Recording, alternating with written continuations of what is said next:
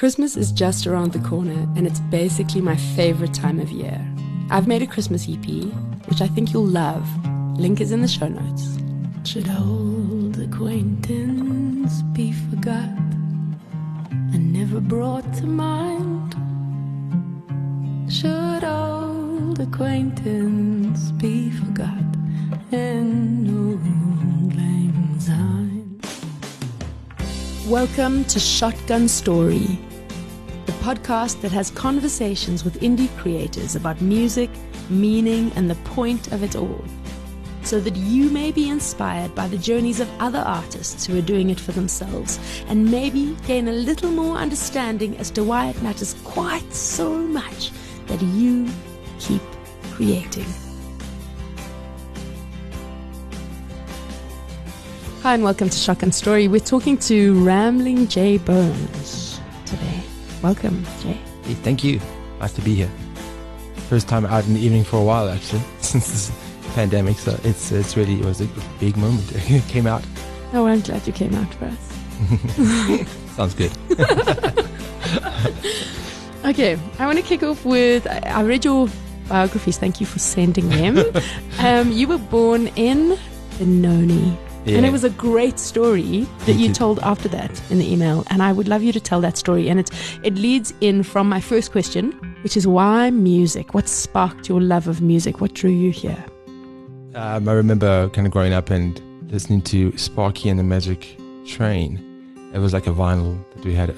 And on the other side, I think, was Sparky and the Magic Piano. So I think that's why I call a lot of people Sparky these days. Anyway, at the bottom of the garden, we were next to a railway track. And so my vision, and if it's true or not, you know how you think, back to then, was we grew up next to the railway tracks and I was listening to Sparky. And by the time that was before three years old or so, and then we moved to the big city of Johannesburg. My parents made the move. We used to spend a lot of time, weekends were just hanging out at the house, listening to music that my father had collected. And later on, my brothers and sisters, I had an older brother and an older sister, and they collected. There was always like a lot of music around the house. And we just listened to everything. There was a very eclectic mix of music being played, and my mother was in love with Julio Iglesias. So and then there was Demi Russo. Did you ever forever and ever be like this? No. Yeah, he's an amazing. He had this amazing kind of high voice and Greek superstar, and then there was the usual stuff, the Beatles and all that. So yeah, I grew up around music. My dad played the piano really well, and when he was young, he was in the police force. He kind of had a choice to go to the army or the police, whatever. He went to the police, and then he used to play in the police hall down in Port Edward on holidays, because the police have a kind of a police vacation spot down there. Yeah. So he's going to play in the hall. In my head, it's just like a crazy rag, dang, dang, but it probably wasn't exactly like that, But he would play. And then my sister did really, she went up to kind of grade 12 in piano, and I heard all the Richard Clayderman and all these kind of things being played around the house. Saw a guitar that was hanging out in a cupboard when I was about 13, and I wanted to learn to play it, and my mother kind of gave me a bit of a test and said, well, if you can organize to get it strung, then I'll take you for lessons. And thinking it'll be a bit of a hoop that I'm not going to make, but I got it strung, and then I went for lessons. So she took me for lessons. She fulfilled that side of the deal. And after 3 months, I said, my fingers are sore, I don't want to play anymore. And she said, no, it doesn't work like that. Thank goodness. She said, if you start something, you got to do it for at least a year. And, mom, wise lady. And maybe she regretted it later on. I don't think so. But then I just went for nothing too hectic, just kind of learning how to strum, play songs, Yeah. By the time I got to about 15, I was just lost in music.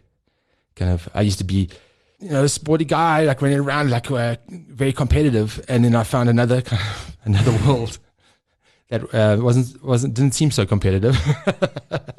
That I kind of disappeared into. And being a teenager, it was great because you find those voices or those people or those kind of artists that you feel a kindred spirit with, or somehow understand you. Yeah. So then I try to convince everybody I knew around me to also learn an instrument. A friend of mine, Mike, I just, come on, you got to buy that drum kit, because he's always going to, I want to be a drummer. Come on, buy the drum kit. Do it. He finally got the drum kit. Then we would go, and at that stage, you have to wait for your parents to leave the house, because like where you they have to, and then you quickly clear out a space in the garage or in the living room or somewhere in the house, set up everything, play, and then they come back and the music sounds okay, but who the hell's singing? Or something to this. On purpose teasing you. Yeah. Who knows? I'm going to get through this, Dad. Just leave me know. So it was, I guess this is a story that's quite a familiar story to a lot of, but yeah, it was just finding some people to play with once you were there. And then I just wanted to learn more and more, and finally got a teacher he was like a metalhead. His name was Charles, I think. Yeah, it was Charles, actually. And he played in a band called Odyssey. And it was like, to me, it was like, that was the coolest thing. Because I'd been learning kind of, I don't know, Neil Diamond, or kind of just strum along kind of Animals or something, like those kind of standard strum along songs. And this guy came in and he was like, this is an electric guitar. I was like, whoa. And this is this technique and this and this. And then I was like, wow, this is great. Because I went into the whole heavy rock sound. I was just big into Van Halen at that stage, and I was into the early stuff. I wasn't into the popular stuff. Not that they were ever unpopular, but I mean that kind of thing. And he could do those techniques. All this kind of. He said to me one day, I went for a lesson. He said, "Oh, my band's playing tonight. You should pull in if you can." I'm like 15. Yeah, sure, I'll just pull in. Yeah, cool.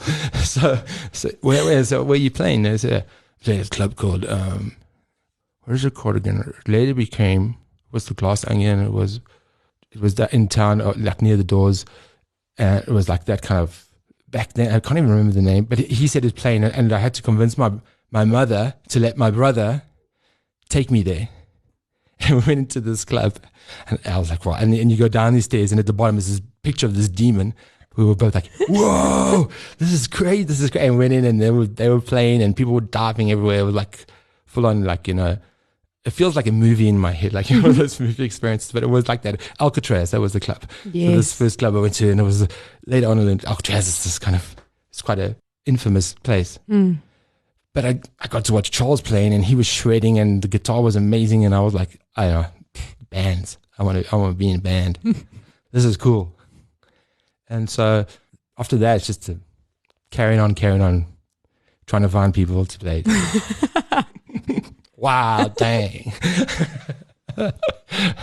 Again and again. So I guess from there, it's just kind of, it's been a bit of a journey, yeah, sure. Absolutely. One day I'd really actually like to hear the journey, the whole journey.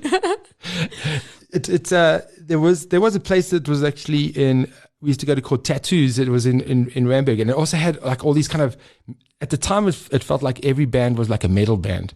I don't know why it was like that's what, and you had to have long hair, which obviously. I'm not like, I don't have the longest hair, and I thought like if you're going to be in a band, you got to have long hair. So that must have been disappointing. Yeah, it was obviously an era where musicianship was secondary to looking good or something, but it's still like, But yeah, we used to go there all the time when you were 17 or whatever, and you'd like go in there and watch these bands, and there used to be a lot of bands that do like a lot of covers. Original bands weren't really. They do one or two originals, but it was mostly covers. Even and so that's changed, which is great. And I was just following around and finding new places to watch bands. You were very involved and still are in the punk scene with Fuzzy. Yes, on the Fuzz. Yeah. And Rambling Bones has like would you call it a folk punk sound? I don't know. I think it's definitely it's. Folk as far as there's acoustic guitars and that kind of is folky, definitely. The punk thing comes through, definitely. And then there's some other stuff that's coming in there. It's kind of, a real kind of just let it they'd all hang out, it's actually therapy. That's what it is. It's therapy. And that is what is so wonderful. It's so exciting. And do you find the therapy when you're doing it yourself as well as when you're jamming with people? When you're around people, you get motivated. Mm. So I always think being a solo artist and practicing for a gig is just such a strange. I've tried a few times. So it's really, I'm not used to that at all. Because I just normally used to having a bit of a joke thing. So so you need to get. That's when I think you get a posse or entourage. Just people that hang out in the room with you while you're practicing. Hey, what's happening? But yeah, Rambling Bones came after Fuzigish, and Fuzigish was kind of when we used to go watch all these metal bands and stuff, but they were like an older generation. They were next thing, you're looking for your own kind of sound that works with you. And then there was, at that stage, it was about 93 or something like this, when it was Rainbow Nation, 94, 95. There was a lot of rock and pop bands started coming out and very original, all playing original music. The Sugar Drive and the Springbok New Girls and Lithium and Amersham, and I'm trying to think of some others. There was Dorp and there was Boo. There was a very creative time, but they were also seemed to be a little bit older than us, and they were getting all the gigs anyway. We were never going to get maybe get a little support slot if or something. And one of the scariest experiences I had was actually getting invited to play with Fuzigish. We went to play at Opi Kopi in 98. They said, yeah, we were this new up and coming band, and we were wow, we got invited to this festival. This is, we've never played on a big stage. And as soon as you're on a big stage, you realize your buddies are far away. Yeah.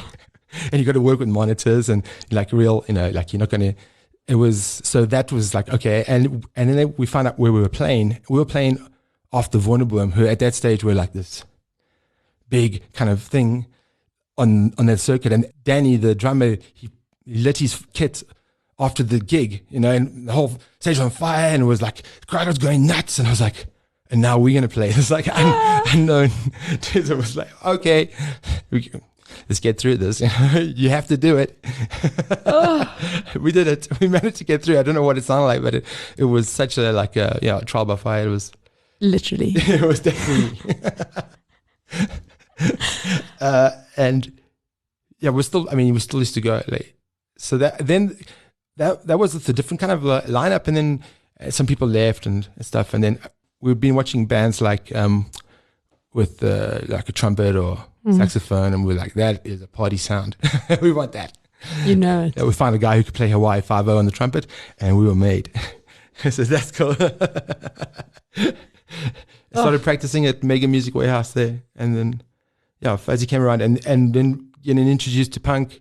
I kind of known about punk, but then really getting into it and realizing, oh wow, this is the content just spoke to me, so it was cool. And then the songs are very pop structure. Yeah. And I come from this, I grew up listening to Duran Duran and Billy Idol and all that stuff.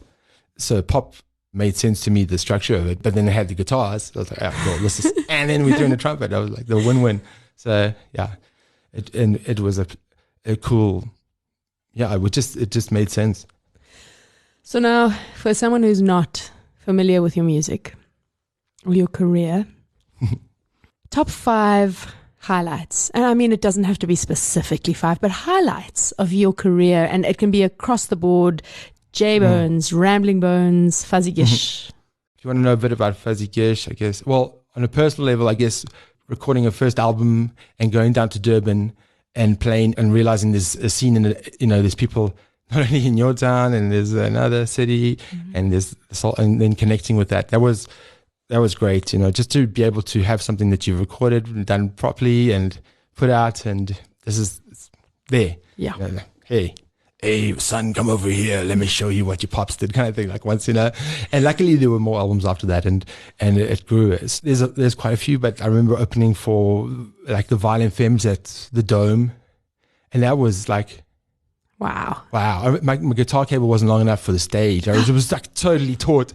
I was there, but I had to. I was basically, if I moved forward a little bit, it was going to come out the amp. So I was just stay. But it was a cool. That was, you just kind of get through those things, and you just go for it and you don't even know what happens in the end. And you just, I mean, I didn't even know what the sound is like in the dome half the time. I mean, there's this natural kind of sound there. Yeah.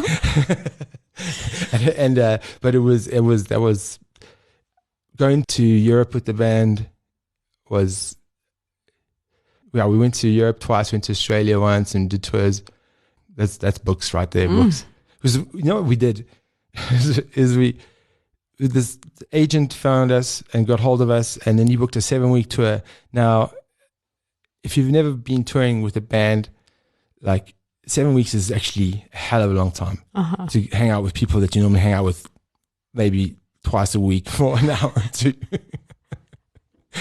Put it nicely. It was it was like suddenly, okay, yeah, touring is a whole other, you know, my advice would be to, I mean, obviously people have to be of a certain level, but always go with the person that you get along with.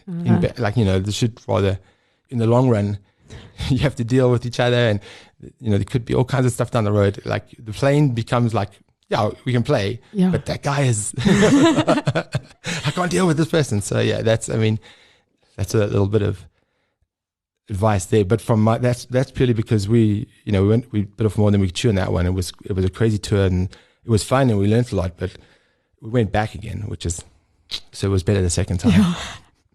Much had more experience touring with a band, And actually, I suppose that's one of the advantages. You speak of the disadvantages of playing solo, is that rehearsing. I hate rehearsing because I hate rehearsing. Yeah, I mean, it's much more fun with the band. How do you rehearse if I'm doing it by myself? Yeah. Well, that's the thing. I'm like, I make myself. I make myself go into a room by myself and go over the songs. Yeah. It's so boring. Well, this is what load shedding has taught me. Load shedding is a great time to practice your stuff because you put a candle on, you just stare at it, and it's like kind of. I did that the other day in this dark room, and then I opened the door afterwards, and all the lights were on and everything. Nobody really told me, but it was because. I just find it so hard to focus on playing. Yeah, like to go into that room. Yeah, by yourself. I'm going to go and do those songs that I know. Cool. Yeah. And so I avoid rehearsing, to be honest. I avoid rehearsing until I've got a gig coming up. And then the night before. Panic rehearsal. That's exactly. It's much more exciting that way.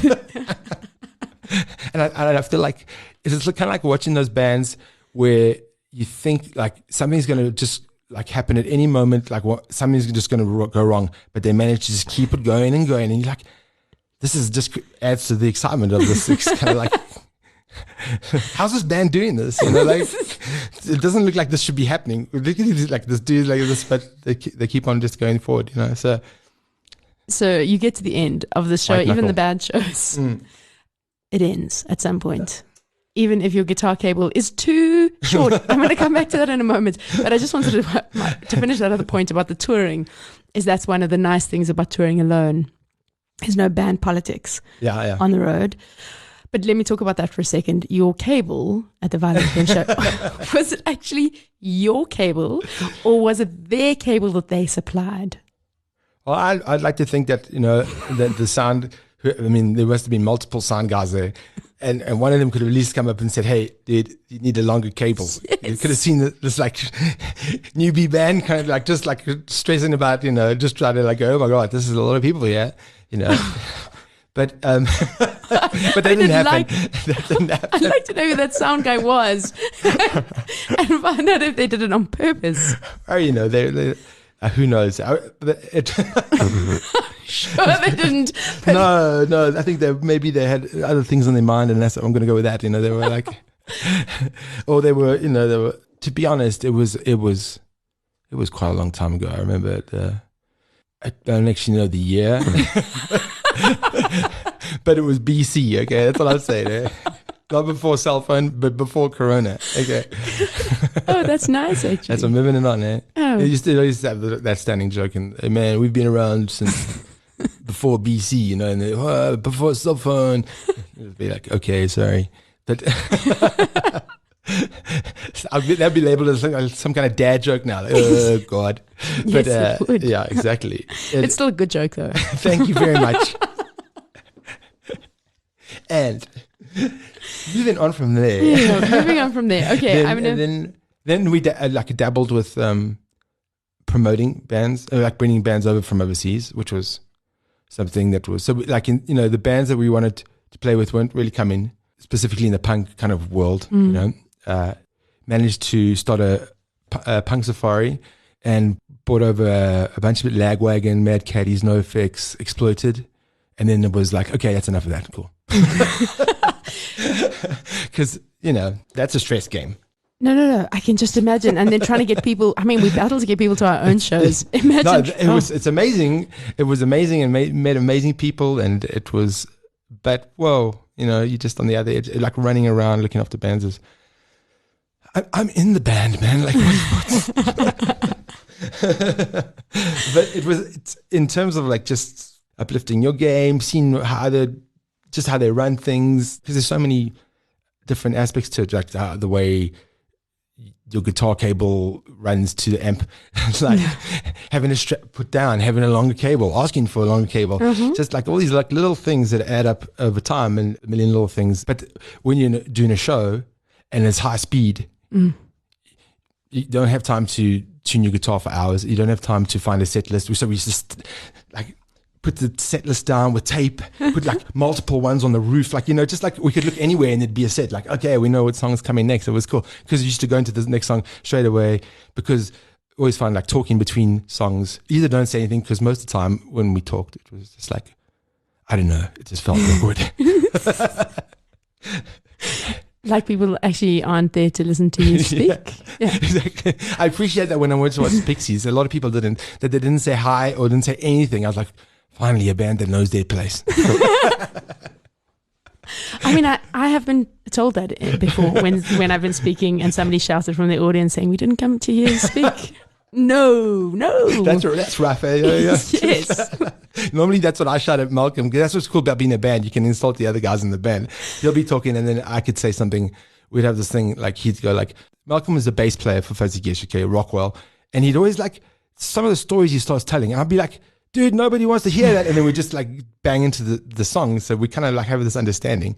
And in the beginning maybe it was, but now we just kind of go with it. No, it's funny. And so instead of somebody from the audience telling you to shut up, somebody in your band could tell you to shut up. Oh, of course they can, because they're like family. They're allowed. And that just is better, Yes.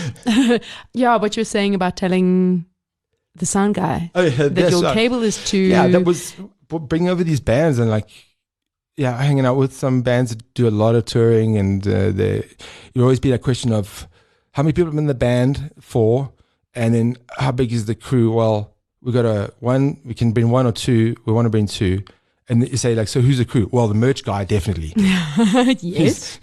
And then we'll bring a sound guy. And then they'd bring a tech guy who would kind of run around and do, like, there was a guy called Tech 9 who came with the Mad Caddies. He set up the whole stage for them. Like he tested the trumpet, did the bass. So I was like, we need a Tech 9, damn it. But I mean, I think so that was cool. And then we're still talking of doing another album, Good. Oh, that is very Which exciting. This is great. Yeah. So I did Fuzigish for a long time, and obviously there was no real room for acoustic guitar and kind of that. Yeah. But all the songs were written kind of originally on acoustic guitars anyway. A song being a song, it can translate into many genres or whatever you want to call it. So yeah, I just wanted to do something after all these years with Fuzigish. Like I wanted to do a solo thing, and I thought it would be easy. And I realized that I really love distortion and I love having other drums and stuff, because when you're playing an acoustic guitar on your own, it's very naked and very revealing. Yeah. So yeah, and then you're going like, I'm not jumping around, and this is very different. So yeah, scary, but really good for me. And how do you find that experience of just playing? It's great because you come to rely on a certain feedback from the audience, but you shouldn't really. You should just. I mean, obviously, it's great. It's amazing when people are jumping around, yelling, and the energy level is. It's a symbiotic thing. Like you just go around, and it's. Once you're going, it's the best. Yeah, really. But then to play to potentially an audience that's sitting down, maybe having a drink, maybe having a like some. It's like, wow, this is a soul searcher. Like, but it's really good for you. Yeah. I think it was a great thing for just songwriting, just for performing. Go back to basics in a way, and kind of where you started all those years ago, with your mom waiting outside as you did your guitar lessons, learning whatever covers that he was sending your way. Yeah. As Rambling Bones, didn't you tour with Missy Higgins? No. Oh, I thought it was Missy Higgins. We can say it, but we can go with that one if you want. No. I'm absolutely obsessed with it at the moment. That would be good. I went in about 2010, got invited to go to South by Southwest. So that was like, oh, this is going to be cool, Wow. So I went to the Canadian Music Festival first in Toronto, which was, they got these like Canadian, it's not even a festival, it's a Canadian musical, it's not a conference. It's like, but they basically have showcase music in the evening. Yeah. And then they have these music talks, with like this, you can go like listen to Dave Stewart from the Rhythmics talking about something. So, okay, I'll go along to that. Let's hear what's happening there. Maybe, we wrote that song, we only have, and it was great. I remember going to watch something Jackson. I'm trying to say Percy Jackson, but I'm not sure if it was. But he basically, what he does is he helps bands with their live performance. He says, he's like, a lot of guys got great songs, man, but they just don't know how to perform them. So, and it was like this packed auditorium. Amazing. And I was like, wow, okay, what's going to happen here, So he called a band up, a local band. He said, man, I'd like to thank these good sports for coming on up. And they came up and he says, they got this one song they're going to play for you now. And I mean, young guys in front of this whole kind of music industry-ish kind of crowd of people that are analyzing everything. They play their song. And it's a cool song. And then he goes, yeah, that's cool. But now we're going to look at the stage performance. And he went through the whole thing. He says like, that guitar riff's really cool, So why don't you just dabble with it for a little bit and then play it again? It doesn't have to be exactly like the song, And he kind of opened up the song and then he gave everybody like, not like choreograph, but just a little bit of, and came back and, we used a bunch of that stuff. Like cool, let's like change this. Let's put this in there. Let's extend this part of a song. Oh, and invaluable. It was so Canadian Music Week or festival thing, and then from there going down to South Austin, Texas, where everything is make everything weird. That's what their motto is, because I think Austin is where everybody who's a little bit arty goes if they're living in Texas, and that was amazing. Just seen a lot of different art, and artists. So, I mean, I have a question about that actually. As an artist, an indie artist myself, right? Who it's been on my bucket list. Both of those things, actually, the Canadian Music Week and South by Southwest. Yeah. Do you feel like it had an impact on your career afterwards? I found that like South by Southwest was more of a showcase and more of a handshake, like kind of a place where you show off things that you've done. It's not where you're going to necessarily pick up deals or suddenly, there was this weird thing I did. It was called it was a speed dating, but where artists meet agents. And it was just the whole thing was like, this is not, but generally it was felt like it was more like label showcasing stuff. So I think it had an impact on my creativity and on my ideas, but as far as like my career, no, like nothing. Well, I say that, but there was some interesting things happened. I nearly missed the flight. I didn't know because U.S. airports are thorough. I was a little bit late to the airport. I nearly missed this flight, but I didn't. But as I was getting on this, I said, "Please, can you let me go on this flight?" And it was like, I said, "Okay, you go on the flight. I'll just hang out." And they said to me, the airport personnel said to me, "Oh, don't worry, the next flight's leaving in an hour. It'll be fine, and we'll get you a cool seat." So I thought this is fine. Like 3-4 hours later, still hanging out at the airport. Start speaking to people because like, are you also waiting for this flight? Yeah, I'm waiting for this flight. And it's kind of like one of those things where like something bad happens, but a good thing kind of comes out of it. Because I met this guy. He was had an artist called Gemma Ray, who was she's got a cool sound. It's like just this her and her own, like doing like kind of a loop thing, but like in a kind of Quentin Tarantino way. And he ran a label called Gold Rat, I want to say, but it's something like that. And then I spoke to this other random guy who I like talking to, and he ended up being he's the financial manager of like Nickelback. So I was like, and what's that like? He's like, well, I just do the books. I don't really watch the band. And I was like, this is like, you know, like, you can do that, you know, like being, yeah, but it was just so like, you know, it was interesting. And brought Gemma Ray out to South Africa. Andy and Gemma came over. Andy was the manager, and it was a cool experience. So whether it extended, you know, it just other doors opened. Wonderful. Like, you know how things are, there's no real definitive, like, now you're there. It's just, it's a journey. It's cruising, rambling along. And I suppose that's been an interesting thing for me as an artist to have felt that, to feel there are many moments that you feel like this is it. Yeah. I mean, when you get invited to play Obi you think this is it. And you play Obi and then everything just continues. And 15 minutes later, you're like, okay, but the next thing, you know, like, or exactly. whatever. Yeah. So that's why it's really important to just enjoy those moments, because like, I think how many gigs, you have an awesome gig and then people chasing that high of being on the stage or whatever. And then, you know, and you see them in the next day and they're totally like, they're just destroyed from a big night out. But they basically, I mean, I think when you're playing and the crowd's there, it's just such a cool place to be for everybody. So yeah, but then being totally shattered afterwards, like just like lying there, like trying to get your, like everything's just wet, soaked. It's great. So I mean, there's a whole physical aspect to it. That on stage thing, it's just so wonderful. It's a wild ride, yeah, and it can go anywhere, which is great as well. And it has gone anywhere, gone everywhere. So I used to have I remember having a lot of effects pedals at one stage, and then kind of realizing I didn't need all these things. Yeah, kind of stripping down to what I really needed, because the more things you have, the more things can go wrong.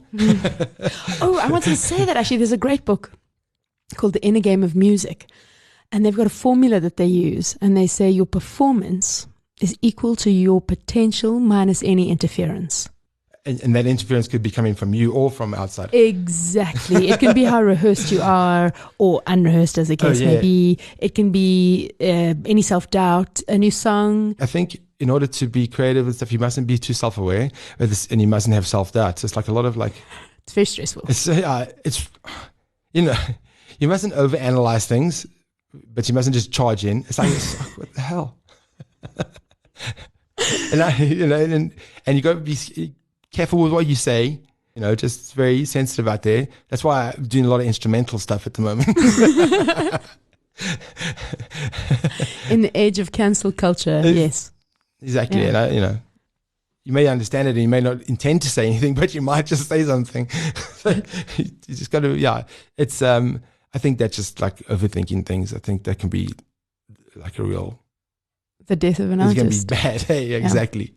Yeah. Absolutely. But in the age of conceptual art, don't overthink things. So let's talk about creation, actually, for a little bit here. Creation. Okay. So you're writing a song. What starts you writing that song? There can be two ways to do it. Like sometimes I think just a phrase or a word or something is great. So grey soup. I remember a grey soup. I'm a big fan of Oliver the musical. Believe it or not, I'm not a big fan of musicals, but Oliver. And for some reason, grey soup just was like this Dickensian kind of Oliver moment. Like, please, sir, can I have some more? And I thought, cool, let's write a song called Grey Soup, and then kind of working from that way. So saying, because you start to think of a thing and like something like I wanted to have a song called, whatever. You can come up with a word, like you hear a phrase, somebody says something, but you hear so many of them, and like most of the time it's when you're with people or you're out or whatever. So then you got to just quickly like put in your phone and just put this little phrase into your phone. I've got so many in here. Like like the one time I was at home and my wife was saying to my son, she goes, "You're in the way, you're in the way, you're in the way," because he was like just hovering about. I was like, "That is such a cool line. You're in the way, you're in the way, you're in the way, you're in the way." And that's like a, that's a like a fuzzy song right there. Yeah. So it's like cool. So I'd like put that one down. So that's one way of approaching it. And the other way is having the guitar and just kind of mumbling kind of random words over nice, kind of interesting chord structures, and then trying to make it fit, and trying to work it like that. Because one thing I've learned is that you don't, it's great to have meaningful lyrics, but they don't have to be. Yeah. Yeah. They just have to convey an idea or somehow have some kind of, I think it's about an idea. It's almost like art is like that. Hey, it's like it can do more than words, but it can do.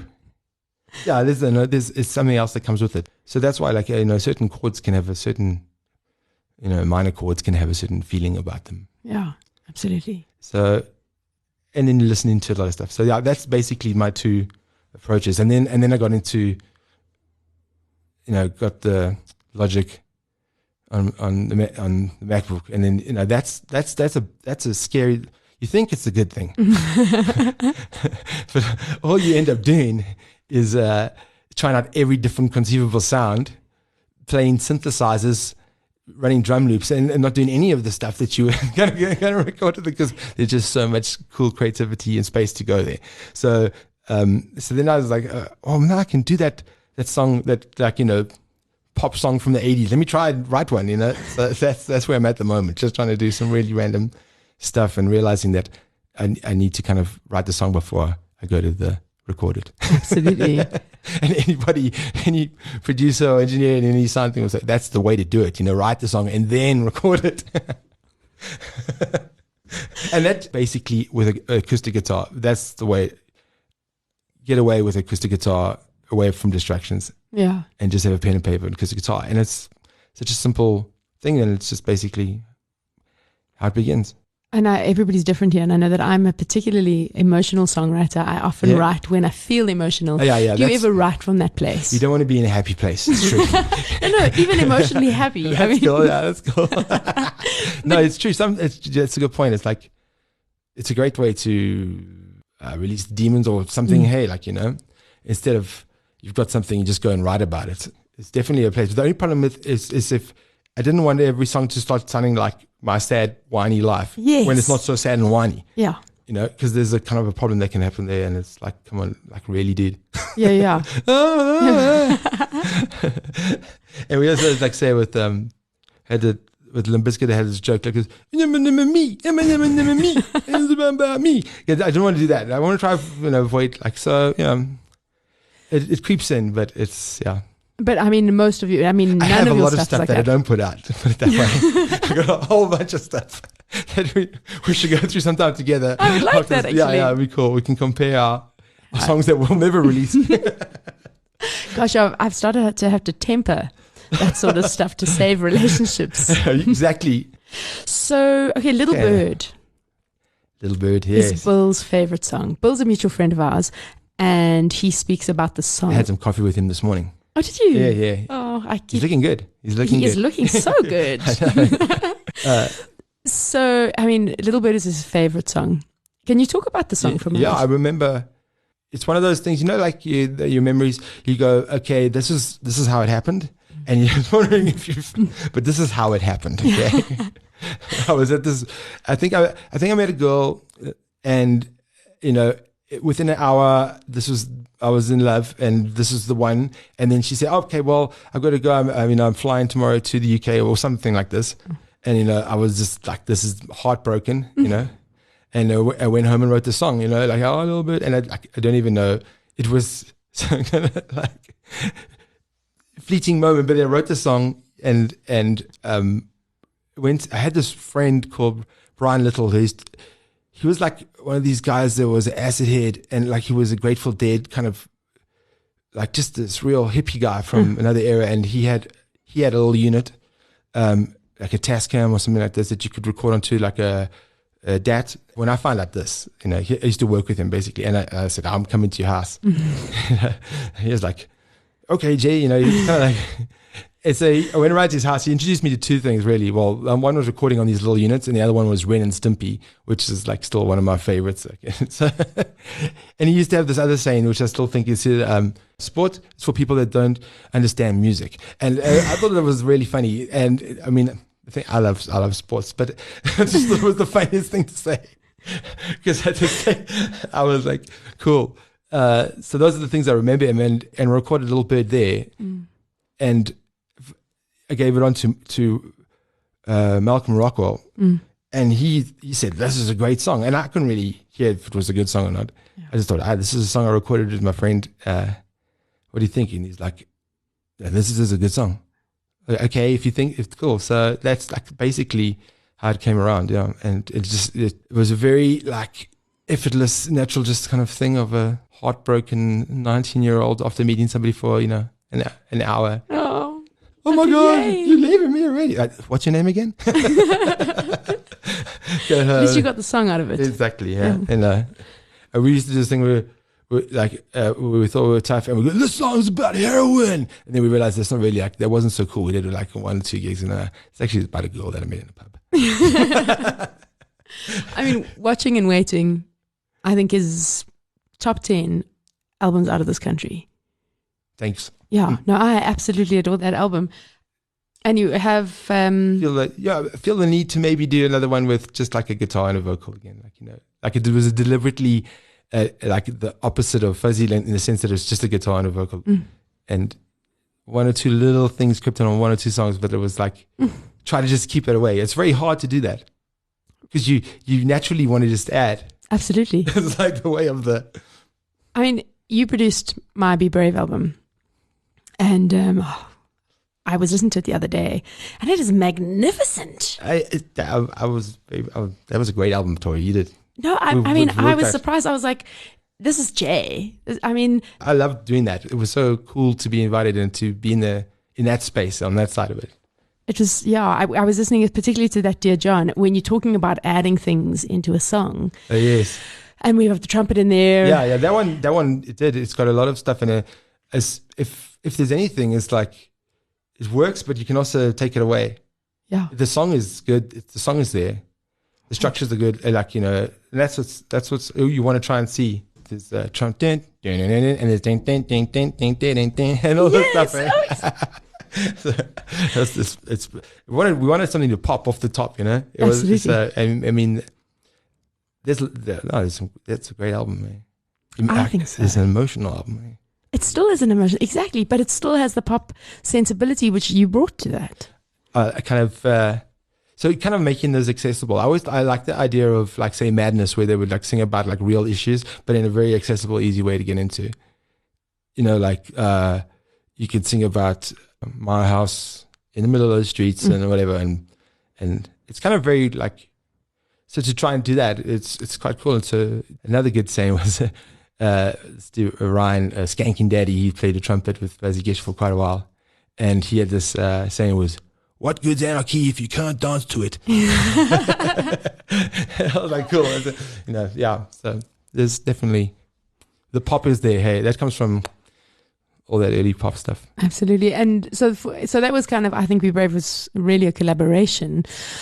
But yes, it leads me on to the next theme, collaboration. Have you done any songwriting collaborations with anyone? Not recently. I mean, we did those. I mean, did the Jam Sandwich collaboration, which was cool. It was always like, it wasn't. It's an idea of somebody else has like, hey, let's put Squatter Camp and Fuzigish together and see what happens for a TV show. And it was cool. And but as like thinking of anybody to collaborate with at the moment, or looking for somebody, sometimes I think but I forget about it or something. Yeah, there's no driving desire because I think it would be good though, and I think it would be something that I just playing with other people.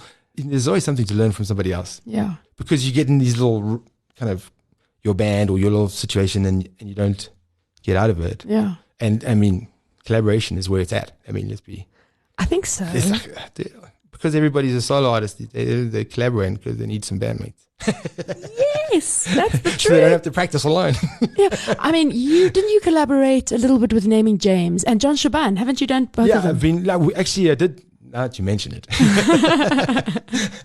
I did. So John, it's got these studios that he took over some studios that were called Popsicle Studios, and now it's become a Sister Folk Down studio. Yeah, very nice studios down in Cape Town. When he got them, I thought this is as he got them, I thought this is a great opportunity to go down to Cape Town and hang out with John, and on the premise that I'm coming to test the studio so I can play and you can record me and see what just to do some testing.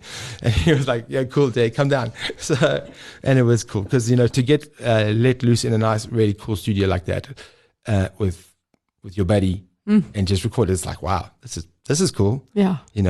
So I went down for a weekend and we recorded 3 songs together, and now that was the beginning. When did the Rugby World Cup happen? Because I remember that happened while I was down there, the final. I don't remember. I'm asking the right person. It was either the end of last year or like sometime there.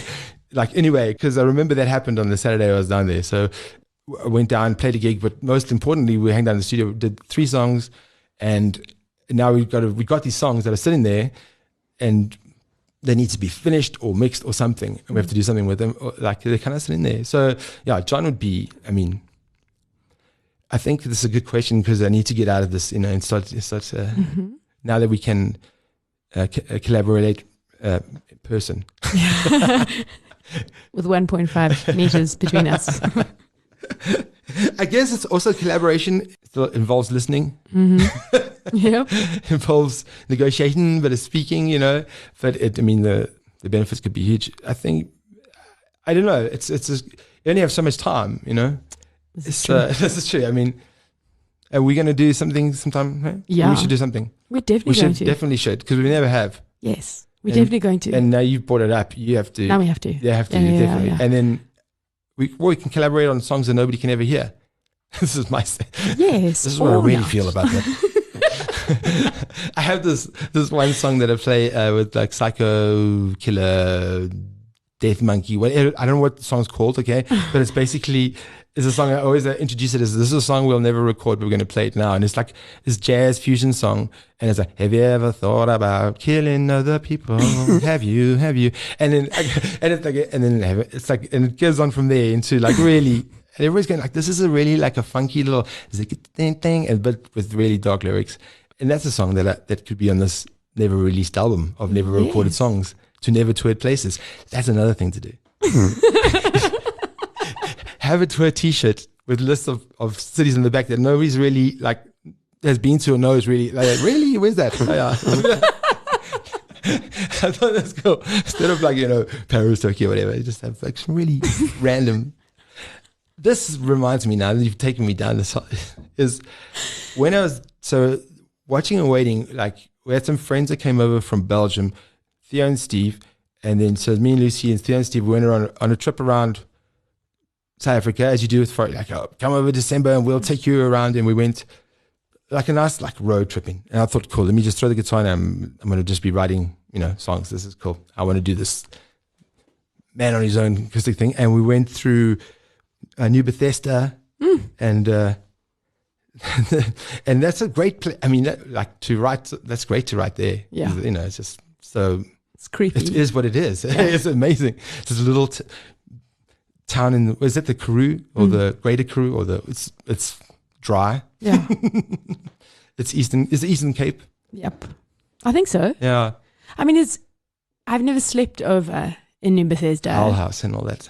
Exactly. I'd love to, but I also do like there's a spooky energy. There is. Yeah. Ghost towns and these places like this, there were tons. So I don't actually know where the story began, but this is what the tour exactly. And then I was speaking to Steve and they were like, dude, you need to do the obscurity tour where you play to very obscure places to very few people. And then we record it and we put it out. Obscurity tour. That's a good idea. I mean, I feel like that's my entire career though. Let's do it. Obscurity tour. Yeah, I think we could. I wanted to, we'll talk after this story. On that note, let's talk COVID. COVID, yes. playing to very few Never people. heard of it. What is that? It's like the playing to very. I didn't do any streaming gigs. There was a big thing to do. Suddenly, it was a thing. I mean, I don't rely just on music for revenue. I think if you're an artist purely relying on performances and It's been a hard time. it's been a hard time, man. Yeah, streaming, let's do it. Because I think so. For me, lockdown was actually very therapeutic in a sense that I didn't feel I had to do anything. So I just felt like I could just collect myself. Yeah. And just my situation was nice, which helps A lot. a lot. Yeah, if you're in a small space and on your own or in a foreign place or something, that would be tough. Yeah. So I think it's been different for different people, and luckily I could still earn with my other work that I do, so it's fine. So I didn't feel the urge to do the streaming thing, and everybody in the family is healthy. I was going to write an album. Yes, of course you were. And then I went and opened up Logic and, look at this and look at this. And, wow, look at this. And what's this beat? This is an interesting beat. Oh, I'm sure I could do something with that. And then trying to do it and going, I definitely don't know how to work this. Okay. Whatever.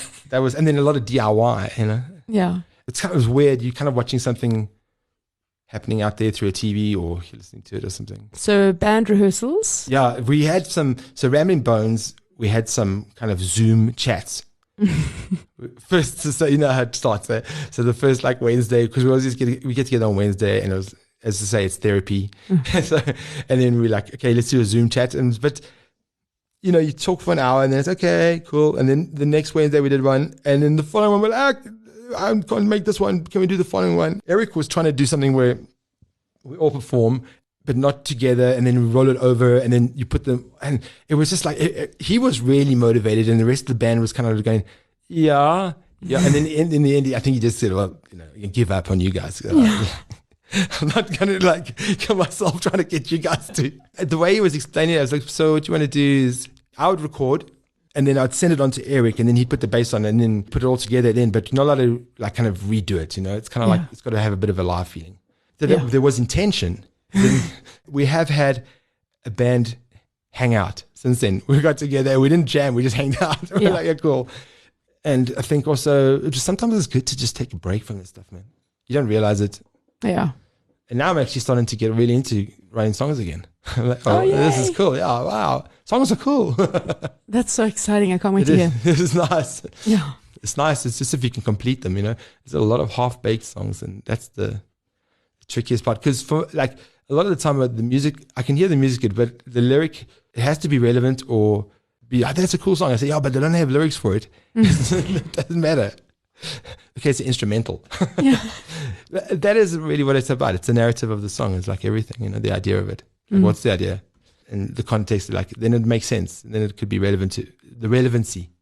Yeah. Yeah. And that can be anything. It can be funny or whatever.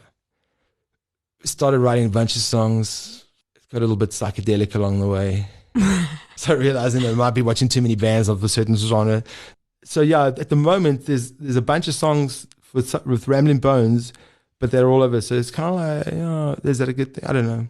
Yeah. See what happens. We'll see what happens. It's cool. At some point gigs will happen again. Hopefully, yeah. Yeah. When do you think this? Do you have a date? Okay, industry challenges. Yeah. Attendance at shows in South Africa is pretty bad. The venues are kind of strange in a way that there's bar venues or kind of a pool hall with a little thing in the corner for there's not really to a venues, and whether that's going to find them or need to be more proactive or whatever, I don't know. But yeah, you know what I mean? To go and watch an artist and to sit and watch them, and it's you have to set that up. Yeah. There's not a natural space for that. I remember playing the Scout Hall with you. Yeah. 2 Australians and yes. And Laurie. And that kind of thing, you know what I mean? That's in a Scout Hall. So there's not a venue. Cape Town's got some good venues. But hopefully they'll still be around as well. Oh, I know. Because this, if you're in that industry as well, pandemic's been tough. Yeah. So it all kind of comes around. Fuzigish, we just realized that we have to turn up everything louder than anything else. Yeah. And just repeat the chorus, and then they'll get it. Do you think that COVID has changed anything about our live music scene that will stick? I was chatting to Bolt today, and then we were like, he wants to put on a fuzzy gig. We could stream it as well in a way. So maybe the streaming thing like of a live gig, but that's been happening before COVID anyway. So I actually don't know. Is the answer. I've got no idea. I think maybe it's been a very creative. Maybe people have been using the time to be very creative, hopefully. Yeah. But it's kind of hard to sometimes. Some people can be creative on their own. Some people need interaction to be creative. You know what I mean? Totally. That's to find that place. But artists are generally, that is, self-obsessed people. So, you know, we all like. This is the truth. Again, do not tell my husband that. Through it all, yeah. What makes you keep creating? It's changed over time. Eh? I think there's still a magic in music. I still see magic, and I still feel a magic when I hear something I really love, and I still have those moments. I'm still listening to music.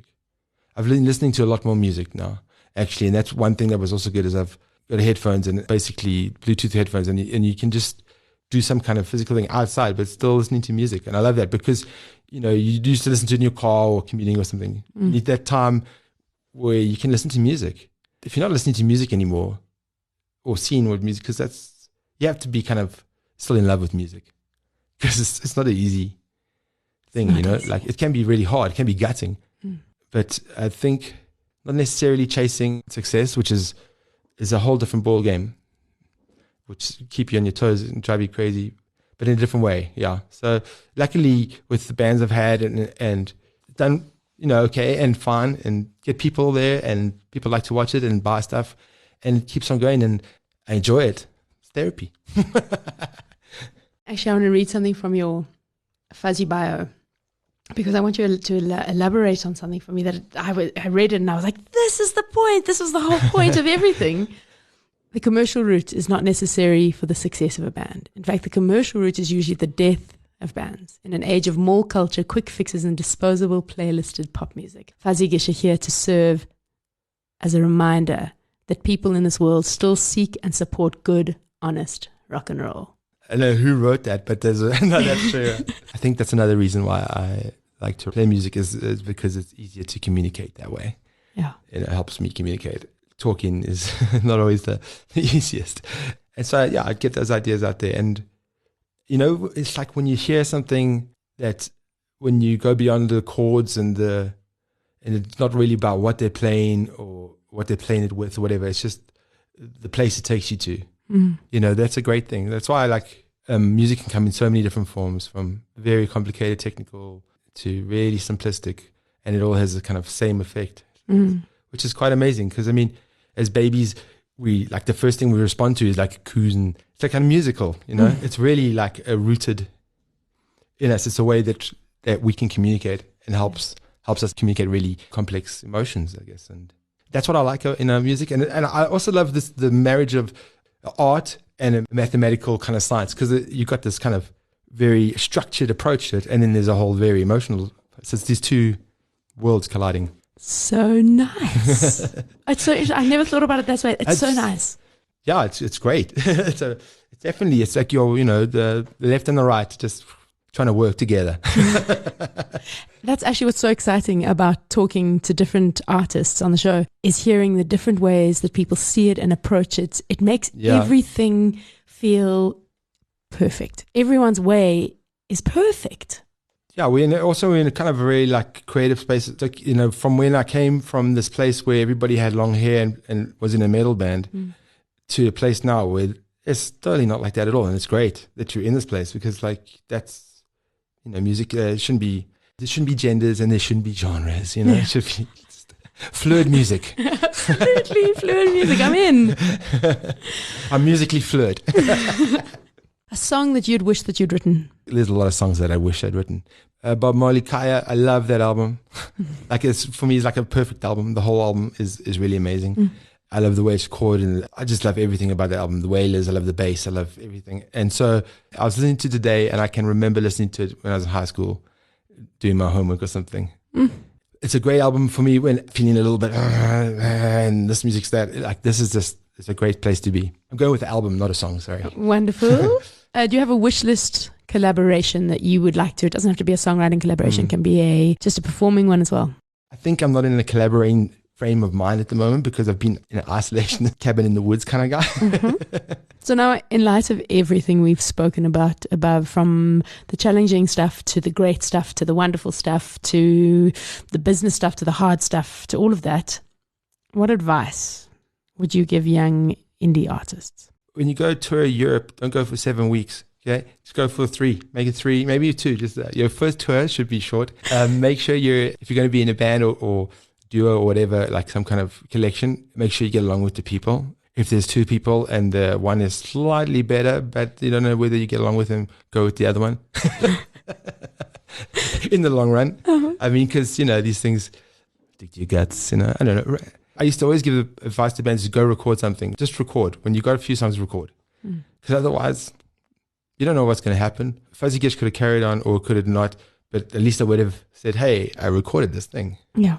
So that would be my advice. Record something. Because also that's the way, we did a lot of recordings before we did something that we liked. Exactly. And I'm not saying that it was purely because we were bad or some rubbish, but there was that part of it as well. But we had to find a space that we were comfortable in and record it. And then when you record, you capture that moment, that time. Music just carries with it such nostalgia. I didn't realize that now I know when my dad used to sometimes listen to this. They don't make music like this is the bit. This is, oh, my son, I feel so sorry for you. And I'm like, Dad, there are still some good songs out there, Dad. But, it's the nostalgia that's attached to that time and place where he listened to that and it can take him right back there. Like music is such a cool way to take you back to a moment or a space. And so I see that a lot now. I see a lot of guys that are on the outside that are back. They're 18 again. On the outside. And the guy on stage is also 18 again. Yeah, so that's why it's important to record, because then you're going to capture that moment. And when you listen to that recording, man, you're going to be like, hey, I remember doing that. Okay, so anybody who wants to hear your music or get in touch with you about gigs. Gigs, yeah. Instagram.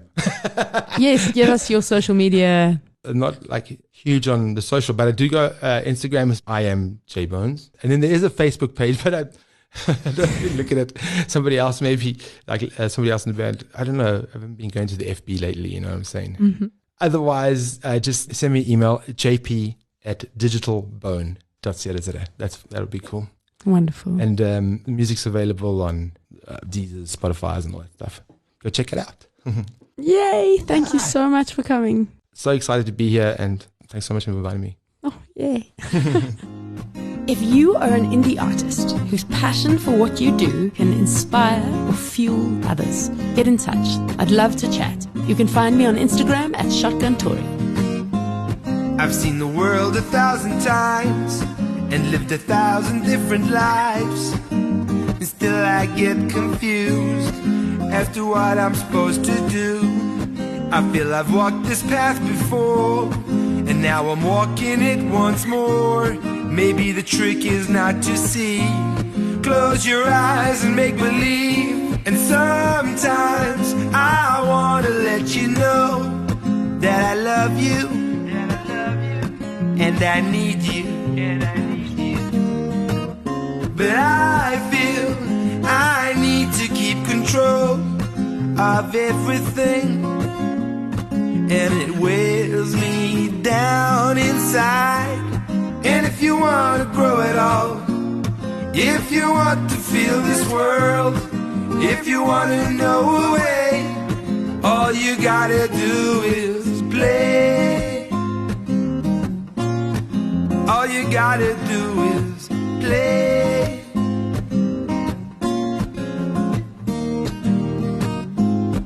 Jump around and make a noise, flirt with all the silly boys, whistle at the flowers and trees, paint faces on your knees, believe the change you want to live, create the luck you want to give, make eyes at all the girls, you turn those bullets into pearls. And sometimes I feel the world's just full of hypocrisy and bureaucracy.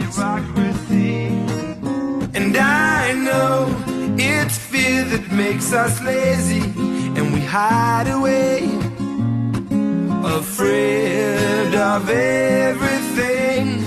And if you want to grow it all, If you wanna feel this world, you wanna know a way, all you gotta do is play. All you gotta do is play. So let's play.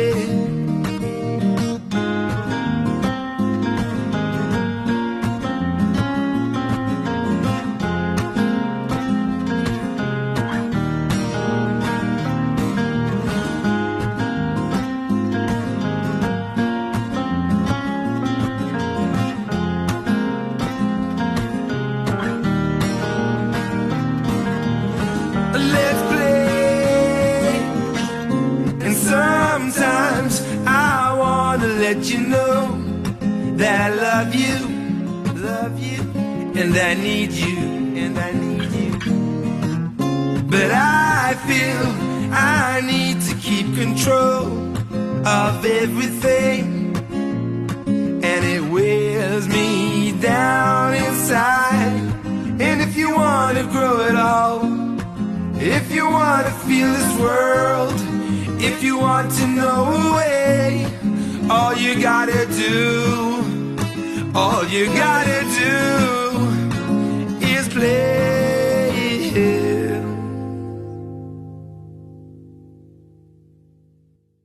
You've been listening to another production from Solid Gold Podcasts.